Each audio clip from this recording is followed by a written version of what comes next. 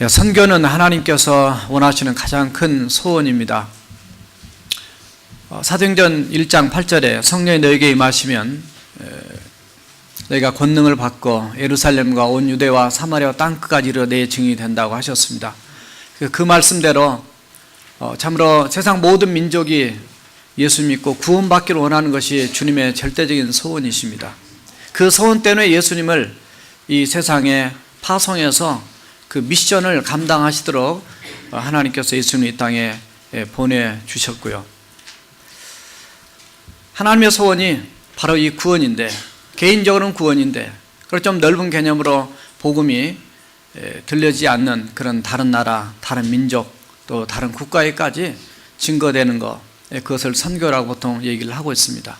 그래서 이 선교는 하나님께서 우리에게 주신 귀한 이 구원의 복음 메시지를 가서 가리키고, 그리고 사랑을 실천하면서 그분들이 우리처럼 그 은혜를 깨닫고 주님 앞에 다 돌아와서 하나님의 자녀 만들고 또 하나님의 자녀답게 살아가게 만드는 그 사역에 필요한 그들을 구제한다든가 돕는다든가 또는 의료라든가 교육이라든가 다양한 그런 사역을 한꺼번에 같이 감당하면서 어떻든 최종 목적은 영원 구원에 있는 사역이 바로 이 선교입니다. 그래서 이 선교를 위해서 우리는 지금까지 기도해 왔고 또 많은 사람들이 선교를 위해서 나아가고 있는데, 이 선교를 통해서 우리가 알아야 될 것은, 예전에는 다른 나라만 가는 게 선교라고 생각했습니다. 타 민족에 가는 것만 선교라고 생각했습니다. 물론 지금도 그것은 사실이고 또 그렇게 해야 됩니다. 그러나 최근에 들어와서는 이 선교의 개념들이 많이 바뀌고 있습니다.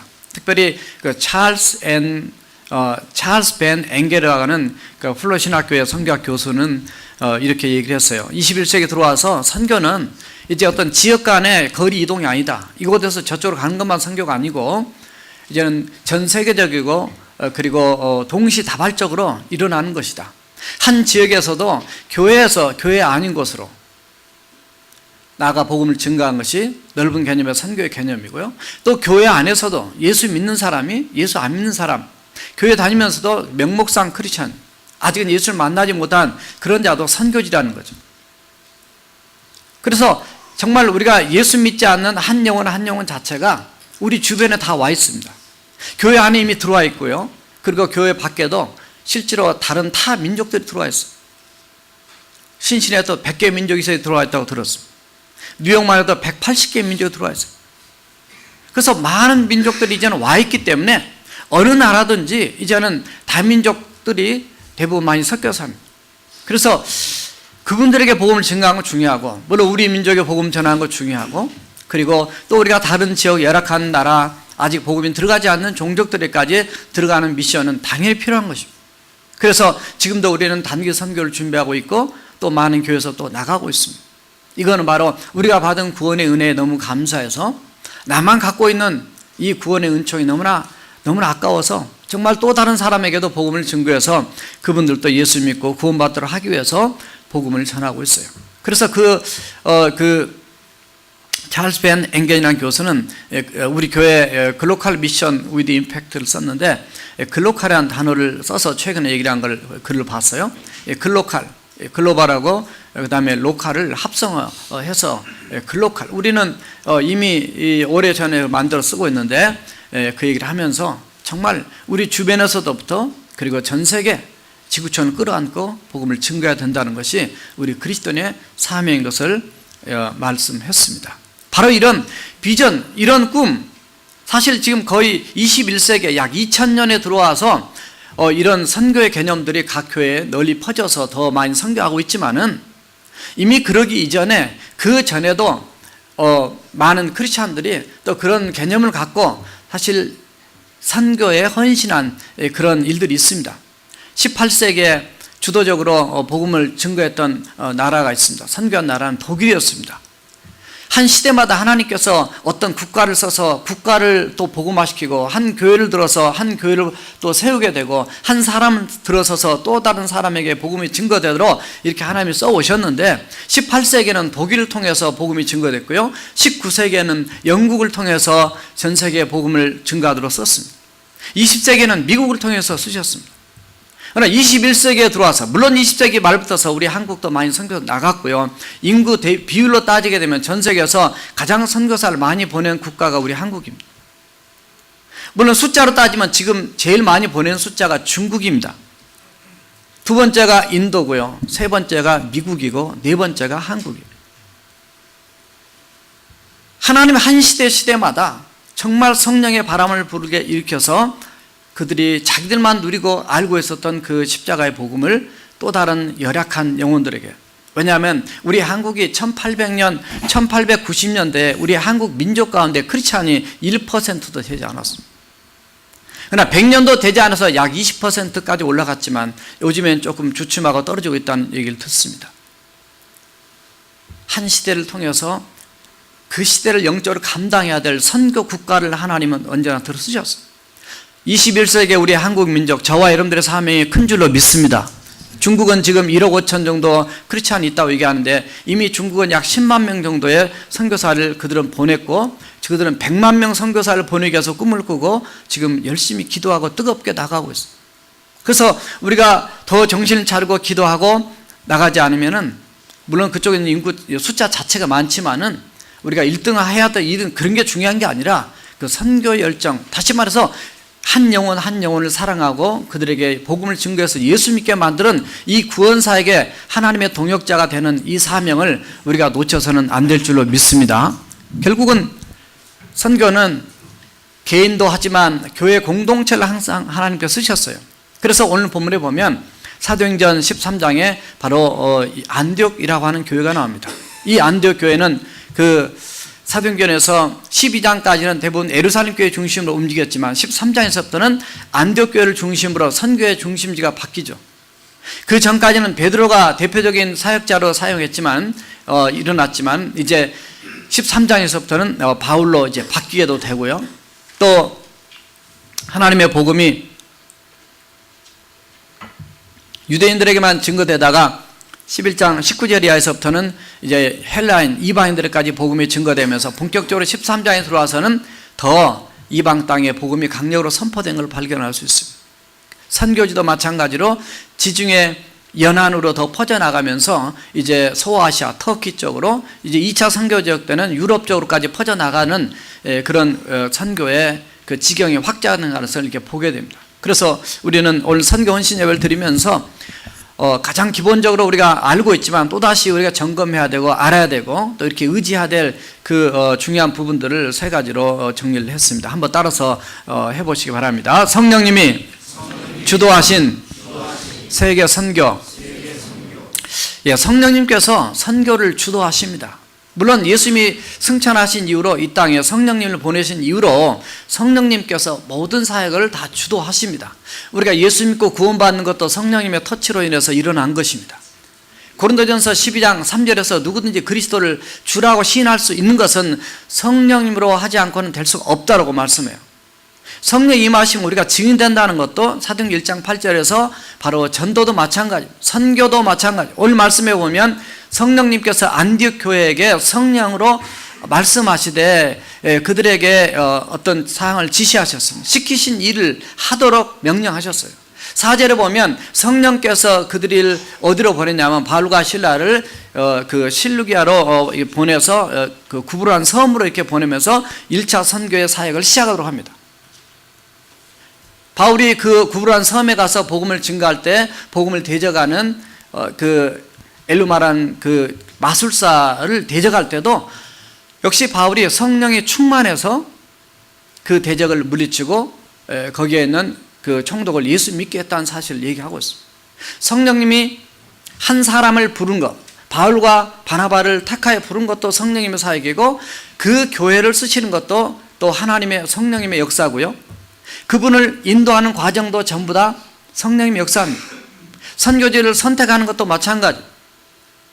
선교지 환경도 하나님께서 승리하도록 이끌어 가신 그 주도하신 분이 바로 성령님이라는. 저도 베네수엘라 갈 때 저는 원래 그 파라과이로 가려고 했어요. 그러다가 볼리비아로 또 가라서 볼리비아로 가려고. 제가 원래 석사 넘었을 때는 소련으로 가려고 그랬는데 지금 그렇게 바뀌어가지고 네 번째로 가게 된 것이 전혀 예상 밖에 베네수엘라로 가게 됐어요. 하나님께서 왜 나를 글로 가게 하셨을까?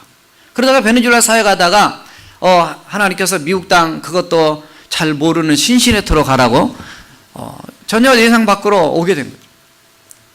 내가 내 인생의 주인 같지만은 내 발걸음을 인도하시고 나를 교회까지 인도하시는 그 이끄시는 분 누군가 계세요.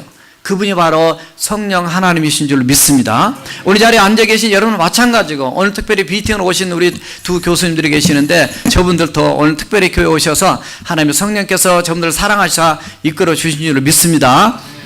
어떻든 우리의 인생은 내가 내 인생도 몰라요. 내가 어디로 갈지도 모릅니다. 그러나 뒤에 보면은 그분이 주님을 만나고 나면 그분이 하나님이셨구나.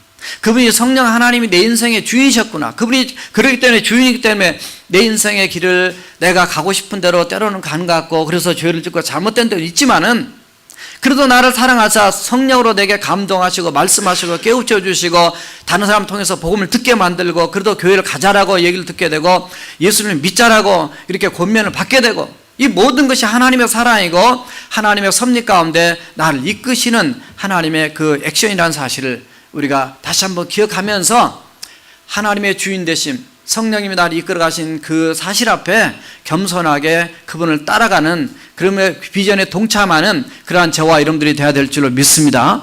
오늘 그래서 바울은 정말 예수님을 핍박하고 대적하고 예수님 사람을 잡아 죽이고 스데반을 돌에 던져서 죽게 만든 그런 살인자의 앞제비였어요.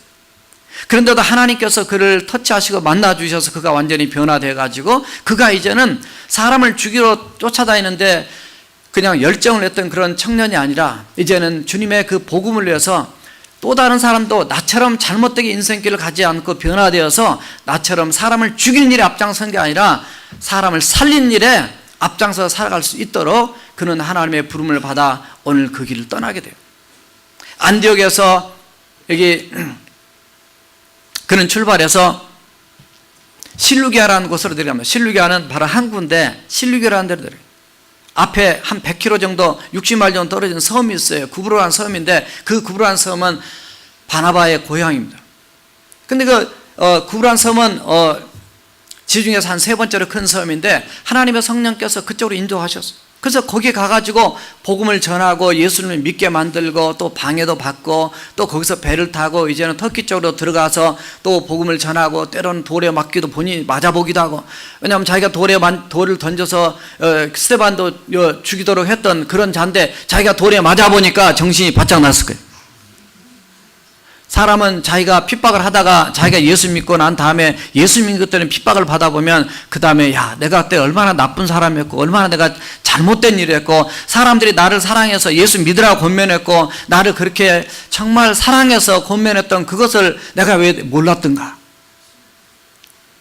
부모가 자녀에게 그렇게 잘 되라고 이렇게 얘기를 했지만 그걸 잔소리만 듣다가 부모님이 아프시다든가 부모님이 떠나신다든가 그러면은 이제 그때서야 후회하는 이 어리석은 우리 인생들이 우리 사람들입니다.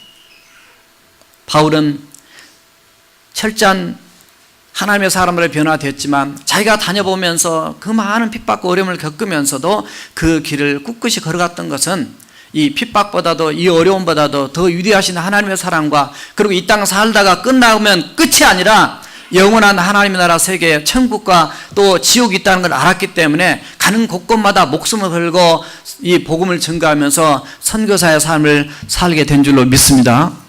우리의 삶이 그런 거예요. 우리가 주님을 몰랐을 때는 모르고 가지만 주님을 알고 나면은 성령님이 나와 함께하는 걸 알고 주님이 내 인생의 길을 인도하신 걸 깨닫게 되면은 정말 내가 이렇게 살 수 없구나. 입을 벌려야 되는구나. 이제는 내 인생 나만 보고 살아가는 것이 아니라 이제는 전 세계 지구촌을 끌어안고 우리가 기도해야 되는구나. 그래서 세계 선교사님들 위해서 기도하고 세계에 나가 있는 크리스찬들 위해서 기도하고 또 믿지 않는 영혼들 위해서 우리는 사랑으로 품고 기도하고 그들이 성령의 역사 속에 그들도 주님을 만나도록 세계 선교가 이루어지도록 우리가 하나님 앞에 엎드리고 기도하게 되는 줄로 믿습니다. 기회는 많지가 않습니다. 우리 인생 길지가 않습니다. 여러분들 이 자리에 앉아 계시고 이곳에 오셨고 이곳에서 복음을 듣고 이곳에서 하나님의 말씀을 듣는 것 자체가 엄청난 기회며 엄청난 축복인 줄로 믿습니다. 많은 사람들이 이곳을 떠나서 한국에 간다든가 다른 지역에 가서 이곳을 많이 그리워하는 사람들이 있습니다. 우리 교인들이 있습니다. 가서도 잘 믿으면 너무 다행입니다. 아침에 박봉균 형제가 웹사이트에다가 글을 올렸더라고요. 제가 한국에서는 요즘 성가대란 말을 잘 안 씁니다. 찬양대란 말을 많이 쓰는데, 찬양대에 들어가서 자기 부인이랑 같이 섬기게 됐다, 이런 표현을 써놨어. 어떻든 열심히 하나님을 잘 섬기고 있다는 말을 들은 게 너무 기뻤어. 가끔 가다가 어떤 분들은 신앙생활 좀 시원찮게 한다는 그런 소문을 들을 때 참 마음이 아프죠. 성령님은 오늘날도 저와 여러분들을 감화시켜서 예수님을 믿게 만들고 예수 믿는 우리를 통해서 세계를 복음화시키는데 그런 동역자로 삼기 위해서 오늘 또 우리에게 헌신을 요구하고 또 그렇게 동참하며 살아가기를 요구하는 줄로 믿습니다. 그래서 우리는 이제 이 선교에 우리 자신을 헌신하는 기본적인 결단이 필요한 그런 예배를 우리가 드리고 있습니다. 두 번째 따라합시다. 제가 글자 숫자를 맞춰서 이렇게 존칭을 썼어요. 가시든지 보내든지 절대 순종. 아무리 맞추려고 해도 안 돼서 감동이 왔어요. 가시든지. 가신 분이 대단히 존경스럽습니다. 이번에도 단기 선교 여행을 신청하고 얘기된 사람은 18명인데 지금 최종 결정하신 분들 아직 좀 숫자가 지금 몇 명 될 것 같아요. 가시는 분들 대단하신 분들입니다. 물론 안 가셔도 상황이 어쩔 수 없어서 못 가신 분도 계시지만 우리는 가신 분만 선교사 아닌 단기 선교가 아니라 가신 분들을 배후에서 후원하고 기도하고 밀어주는 이분들도 모두 다 선교사인 줄로 믿습니다. 왜냐하면 우리가 가는 사람만이 아니라 보내는 사람도 필요하는 거예요. 안디옥 교회에서 하나님의 성령님의 명령이 따랐습니다. 너는 내가 시킨 일을 해라. 너는 바울과 바나바를 따로 세워서 그들을 이제 선교사를 보내라는 얘기입니다. 근데 이렇게 보내러 떠날 때에 누가 떠나냐면 바로 바울과 바나바가 떠나는데 이 바나바가 담임 목사고 이 사울은 바로 교육 목사란 말이죠. 하나님께서 우리 교회 명령하셔서 이성권아 네 떠나라. 람 목사야 너 떠나라. 떠나야 될 줄을 믿습니다. 대답을 안 해서 이 믿음이 이렇게 없어서 안 돼요. 이 박자가 맞아야 되는데. 무슨 얘기냐면 하나님이 떠나라 그럴 때 따라서 하세요. 절대 순종. 우린 골라서 순종이 아닙니다. 하나님의 명령이기 때문에 절대란 말을 붙인 겁니다. 하나님 외에는 절대란 말을 붙일 수가 없는데 우리는 절대로 안 한다, 거짓말 한다 그러고 또 거짓말하죠. 어떻든 절대 순종. 하나님의 명령이면 순종하는 것이 우리에게 축복이에요. 여기서 바울과 바나바는 하나님이 시키는 그 일에 나더러 떠나라 그래. 그러면 당연히 떠나야죠. 그리고 하나님께서 그분들을 보내라고 바로 안디옥 교회에 명령을 하셨습니다.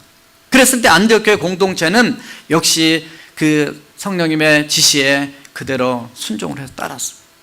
아름다운 교회입니다.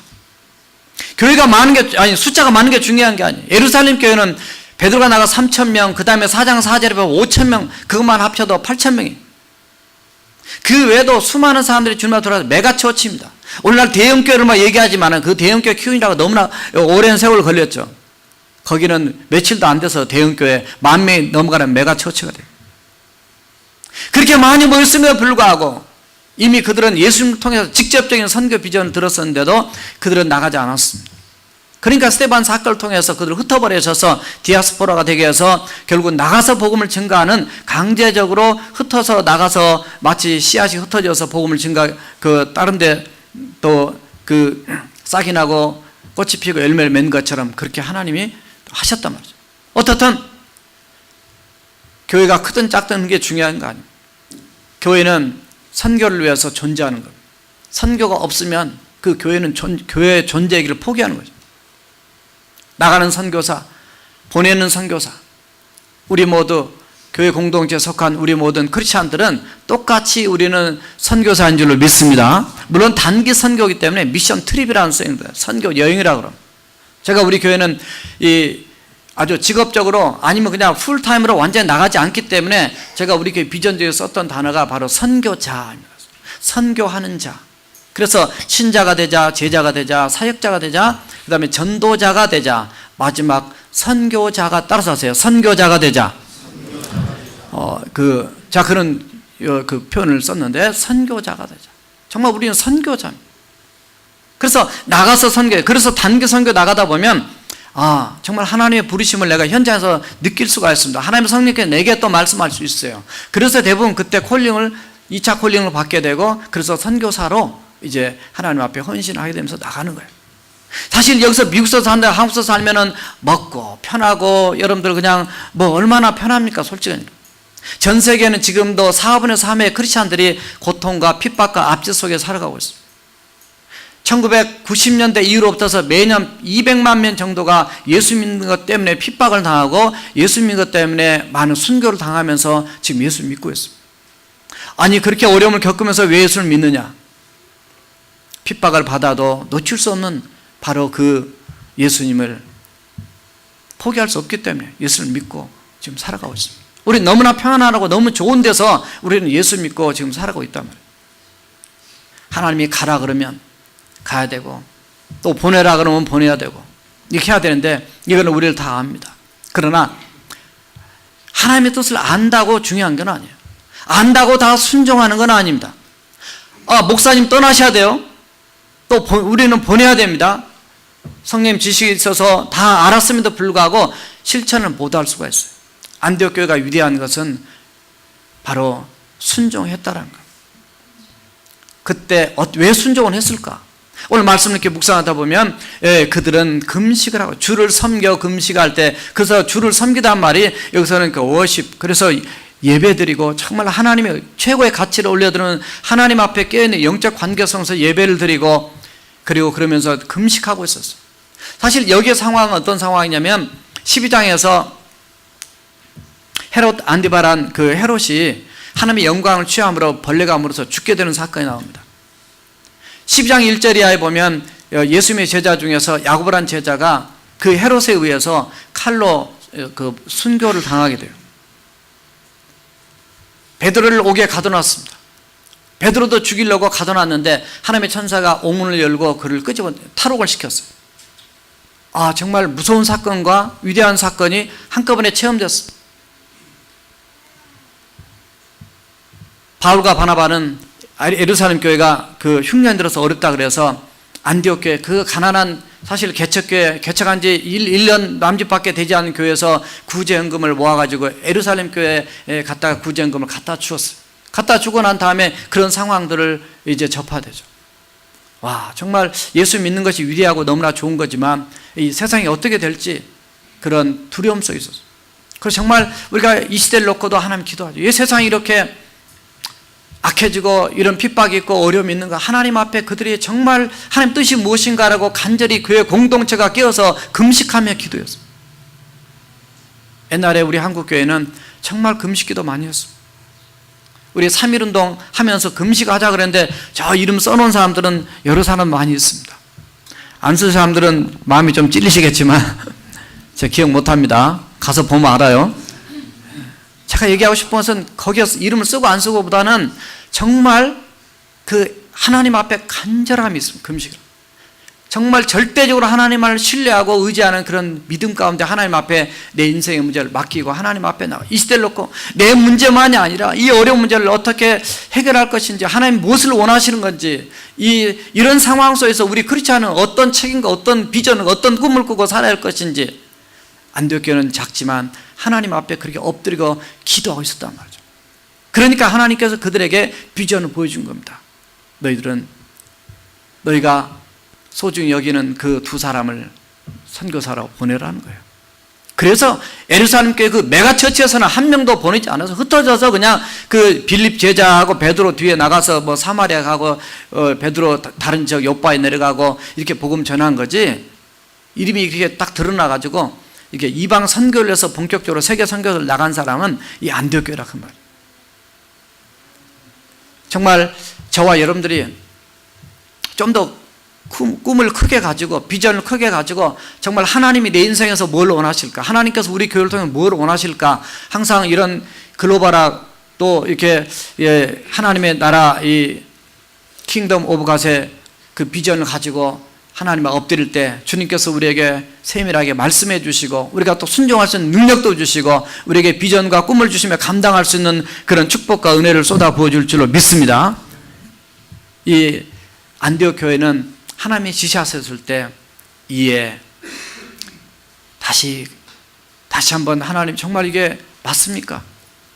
그리고 우리가 정말 더 준비되고 해서 잘 순종을 해야 되는데, 그런 마음으로 오늘 2절과 3절에 보면 그들이 다시 한번 금식을 하고 기도하면서 안수해서 그들 떠나보낸 걸 보입니다. 이에 하나님의 말씀 떨어지면 그걸 순종하기 위해서 고민하면 안 됩니다. 고민하기보다는 그때 다시 한번 하나님 앞에, 하나님 이걸 어떻게 감당할 것입니까? 지혜를 주시고, 그리고 그런 감당할 능력을 더 달라고 하나님께 기도하며 나갈 때 순종할 수 있는 힘과 감당할 수 있는 능력을 우리에게 부어주신 줄을 믿습니다. 제가 말씀을 준비하면서 중국에 그 체엔이라고 하는 자매가 있었어요. 이 자매, 원래 중국은 그 역사가 그 1949년도 공산화가 되면서 예수 믿는 사람, 목사, 선교사 다 쫓아내고 감옥에 막 가두고 그랬습니다. 많은 핍박이 있었습니다. 그때 우리 크리스찬을 100만로 얘기하는 책도 있지만, 크리스찬들이 기독교가 70만이었습니다. 캐톨릭이 400만이었습니다. 그래서 많은 핍박과 어려움이 있었어요. 그러나 그 고난과 어려움 중에도 이제 1990년대 들어서면서 중국으로 선교가 이게 들어가게 되고 해서 뚜껑을 열어봤더니 그때 이미 7천만 1억 이렇게 예수 믿는 사람이 생겼더라, 이렇게 나오거든요. 그래서 지금은 더 엄청나게 많은 사람들이 돌아와서 지금 1억 5천까지 더 많게는 본단 말이죠. 그들은 그 핍박과 어려움 속에서 하나님 앞에 기도했어요. 핍박과 어려움 속에서 그들은 하나님을 바라보며 의지하면서 전도하고, 오히려 못하게 하면 더 열심히 하잖아요. 오히려 지금 기독교가 이렇게 한국도 마찬가지, 기독교 병 들어간 이유는 핍박이 없어서 그렇다라고 얘기합니다. 너무나 평안하면 쉽게 타락하거든요. 예수 못 믿게 하면 더 하나님 이런 중에도 내가 더 기도하겠습니다 엎드리거든요. 그래서 핍박이 필요해요. 근데 사람은 그렇게 싫어하거든요. 전부 다 예수 믿어 평안하고 다 좋은 것만 생각하니까. 정말 세계는 지금 어려움 속에, 핍박 속에 예수 믿고 그 속에서 복음을 전하는 수많은 선교사님 나가서 사역을 하고 있습니다. 지금도 해외 나가서 선교하다가 이 순교당한 선교사님들이 많이 있지만 뉴스에 나오지 않아요. 한국은 한번 단기 선교 갔다가 난리 나가지고 문제가 생겼지만, 지금 미국은 그렇게 하지 않습니다. 그냥 국가적 문제가 생기고 은혜, 하나님의 영광 가리기 때문에 그냥 조용히. 하나님이 나쁜 일 하다가 죽은 거 아니잖아요. 주님의 일을 위해서, 주님도 이 땅에 오셔서 주님도 자신을 십자가에 못 박아 죽으셨기 때문에 우리는 그 길을 가는 거예요. 하나님이 지켜주고 보호해주면 아직 사명이 안 끝난 거고, 사명 다 마치면 주님 나라 우리는 가기 때문에 어떻든 가든지 보내든지 그곳에서 우리는 최선을 다하는 거예요. 중계 체인이라는 아까 그 자매 얘기를 했는데, 그 자매는 정말 하나님을 열심히 잘 믿는 자매였습니다. 열심히 복음을 전하는 그런 자매였다 그래요. 근데 이 자매가 전도도 많이 했지만 어느 날은 경찰서 앞을 지나가는데 거기에서 성령님께서 이곳에서 복음을 전하라는 강력한 마음을 주시더라고요. 이때 지금 공산치하입니다. 이 자매가 거기에서 그 계단에 서가지고, 여러분들 예수님을 믿으십시오, 여러분들이 정말 이런 죄 속에 있고 막 하면서 하나님의 사랑을 선포하고 전도했는데, 복음을 전하니까 당연히 붙잡아 가죠. 공산치하에서 이 기독교는 아편이라 그래서 북한도 못하게 하잖아요. 잡아갔어요. 왜 잡아갔는지 그때는 이해가 안 됐어요. 감옥에 들어가서 이 자매가 열심히 복음을 전했어요. 3개월 만에 그 감옥에 있는 800명의 여자 감호소였는데, 여자 그 교도소만 모이는 800명의 그 교도소의 모든 자매들이 다 예수님을 믿게 되어버렸어요. 마치 바울이 빌립보에 가가지고 성령의 인도하심 받아 그곳에 갔지만은, 그곳에 가서 귀신 들려서 점치는 아이를 고치다 보니까 감옥에 들어갔지만, 거기에서 빌립보 감옥의 간수가 예수 믿음을 통해서 그가 빌립보 교회 최초의 그 개척 멤버가 된 것처럼 이 자매가 그렇게 됐어요.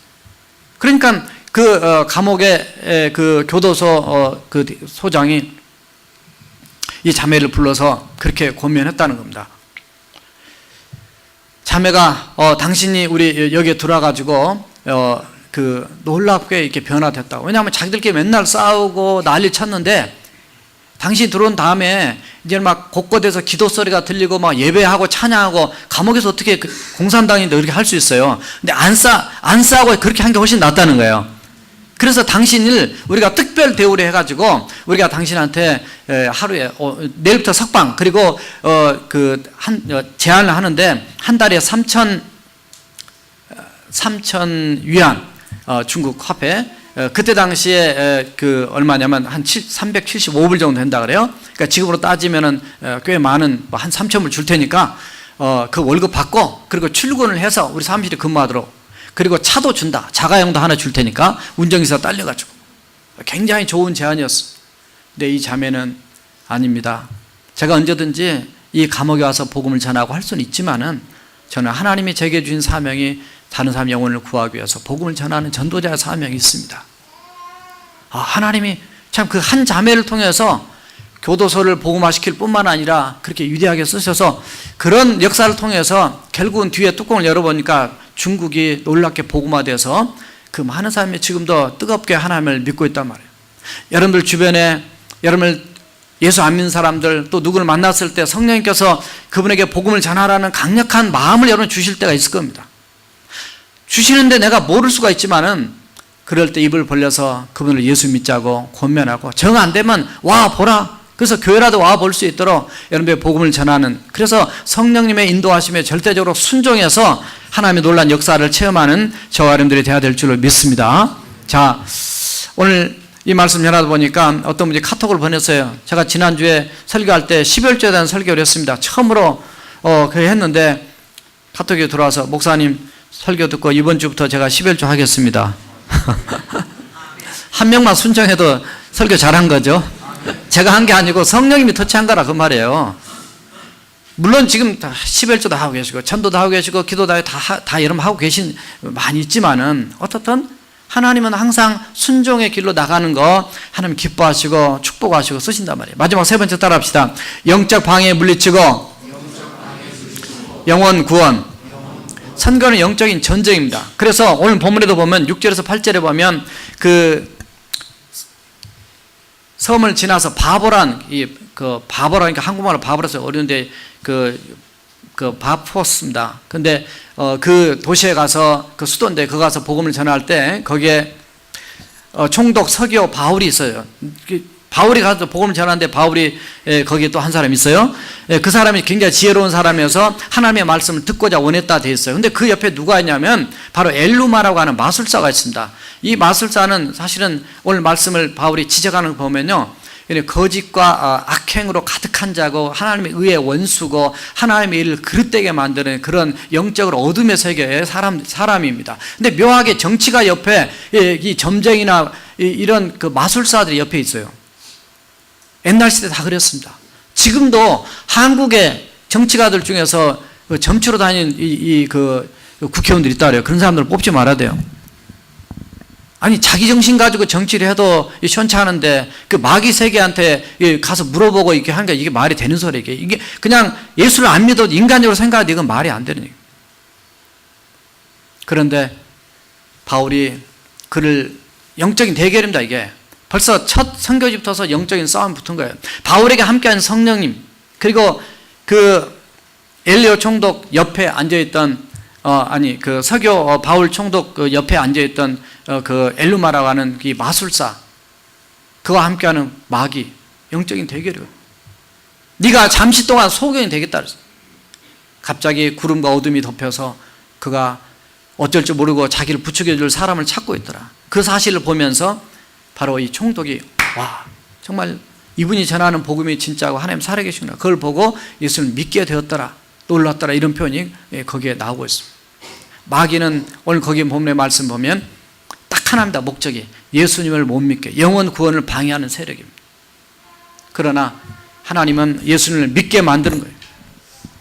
갑자기 이름이 사울에서 바울로 바뀝니다. 사울은 히브리 이름이고요. 히브리어적 표현이고 바울은 헬라적 헬라로 바꿨을 때 이름이 바울이 됩니다. 그래서 이거는 훨씬 선교적인 이름으로 바꿔주세요. 물론 사울은 큰 자라는 뜻을 담고 있고 바울은 작은 자라는 의미를 또 담고도 있습니다. 어떻든 하나님께서 바울을 통해서 이제 이런 영적 방해도 물리치고 하나님의 일을 감당해야 되는데 이번에 우리 나바우 인디안촌에 단기 선교도 가고요. 또 그 외에 또 캐나다 인디안촌이나 또는 아파치 부족이나 그 외에도 어디로 갈지 모르겠어요. 오늘 또 우리 레이첼 자매가 그 아프리카 콩고로 또 인도로 이렇게 유럽 이렇게 해가지고 2달 동안 선교지를 지금 오늘 이번 주 출발하거든요. 앞으로 갔다 오면 아마 이제 인도로 장기 선교사로 나갈 텐데 우리가 기도를 많이 해야 되는 거예요. 이 영적인 전쟁에서 이기면서 영혼을 구원하고 귀한 사역을 감당하도록 하기 위해서 배후에서 우리가 기도해요. 본인도 기도해야 돼요. 그래서 많은 열매를 맺는 그런 선교에 그러한 역사가 있는 그러한 우리 교회 그리고 또 저와 여러분들이 그렇게 동참하는 귀한 역사가 있기를 주님의 이름으로 축원합니다. 기도하시겠습니다. 우리 함께 통성을 기도하실 때 참으로